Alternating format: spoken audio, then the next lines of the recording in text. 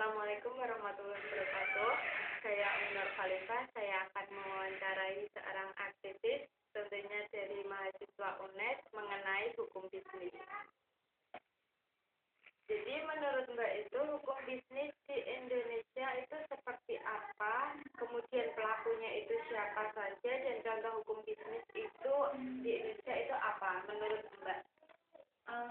Kita mulai dulu dari definisi hukum itu apa ya.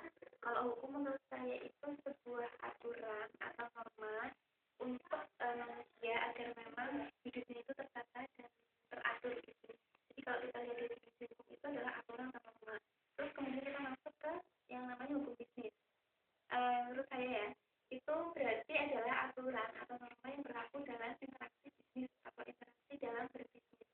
Entah itu nanti pelakunya dari perusahaannya, dia mengatur aturan-aturan seperti apa, atau mungkin ada perjanjian khusus antara produsen dan konsumen, antara penjual dan pembeli, atau antara sesama relasi perusahaan. Nah, kemudian masuk ke pelakunya siapa saja sih yang terlibat dalam hukum bisnis tersebut?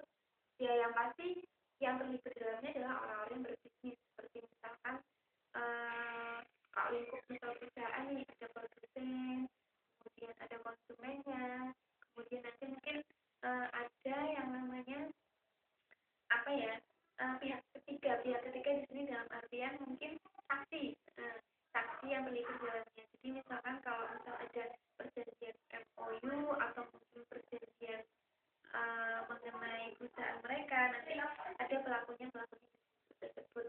Jadi ada produsen, konsumen dan sebagainya. Pun kalau misalkan mau melibatkan pemerintah itu pun bisa masuk ke dalam tersebut.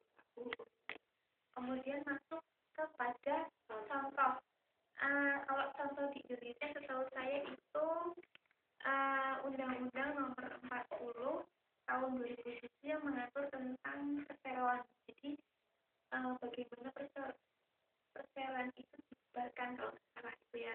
Terus kemudian yang kedua itu ada pasal 51, 52 Undang-Undang Nomor 40 Tahun 2007 itu tentang pemegang saham. Nah, itu salah satu contoh apa namanya undang-undang mengenai